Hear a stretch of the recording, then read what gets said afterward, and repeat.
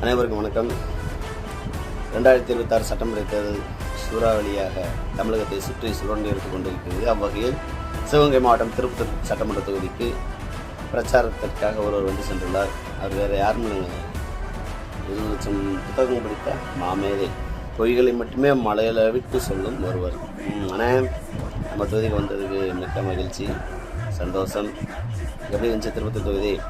கண்ணியை பொய்யா உருட்டி நல்லா உருட்டி விளையாண்டு போயிருக்கீங்க.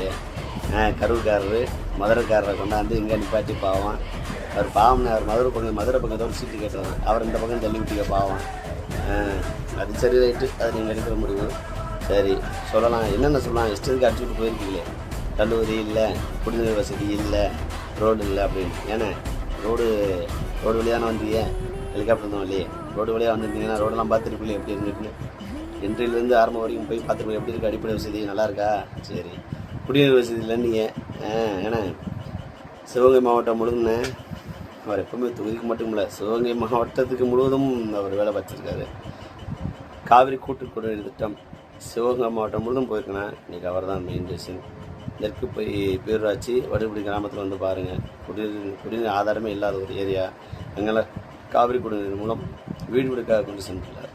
இதுதான் திராவிட மாடல் ஆட்சி. அதுக்கப்புறம் கல்லூரி பற்றி பேசுனீங்க. சிவகங்கையில் மருத்துவக் கல்லூரி, மதுரையில் எய்ம்ஸ் மாதிரி இன்னும் கட்டிக்கிட்டு இருக்குல்ல, அதெல்லாம் கட்டி முடிச்சு பல வருஷமாக ஒர்க்கிங் கண்டிஷனில் இருக்குது. இப்போ ஸ்டில் சிவகங்கை மாவட்டத்துக்கு அதுதான் மெயின் மருத்துவக் கல்லூரி. ஏழை மக்களின் துயில் வரைக்கும் மிகப்பெரிய மருத்துவக் கல்லூரி அது. வேளாண் கல்லூரி பார்த்துருக்கீங்களா? சட்டக்கல்லூரி போய் பாருங்கள் எப்படி இருக்குன்னு. டைடல் பார்க் பார்த்துருக்கீங்களா? அதையும் பாருங்கள், சிவகங்கை மாவட்டத்தில் எப்படி இருக்குது அப்படின்ட்டு. மானாமதுரை கலை அறிவியல் கல்லூரி, இது தானே சிவகங்கை மாவட்டத்தில் தந்த வளர்ச்சி. இதை விட வேறு என்ன வேணும் உங்களுக்கு? இன்னொன்று சொல்லியிருக்கேன், ரயில்வே. ஆனால் ரயில்வே துறை நீங்கள் தானே வச்சுருக்கீங்க. 2014 அப்புறம் யார் வச்சுருக்கா? அந்த துறை யார் கையில் இருக்குது? நாங்களும் எத்தனை பேர் கோரிக்கை வச்சாச்சு. ஏன் அதை நீங்கள் தானே பண்ணித்தரணும்? வழக்கம் போல் மதுரைக்கு மெட்ரோ, கோயம்புத்தூருக்கு மெட்ரோ எப்படி ஒதுக்குனீங்களோ அது வாய்ப்பு இல்லை. அது மாதிரி தான் இதையும் தள்ளி விட்டுருக்கீங்க. இதை நம்ம அமைச்சர் மேலே பழி போடுறீங்க. என்னென்ன அந்த துறை வச்சுருக்கு நீங்கள், நிதி வச்சுருக்கிறது நீங்கள் தானே ஒதுக்கி எல்லாம் செய்யணும். சரி, பரவாயில்ல, வந்திருக்கீங்க, செஞ்சு கொடுங்க. ஆனால் அது அவர் ஜெயிச்சுதான்னா அது ஏண்ணே, அதெல்லாம் நடக்கிற காரியமா? வாங்க செய்யுங்க, எல்லாம் நம்ம மக்கள் தானே. அதான் ஒரே நாடு ஒரே இந்தியா தானே, செய்யுங்க. ஏன் ஜெயிச்சாதான் செய்வீங்களா?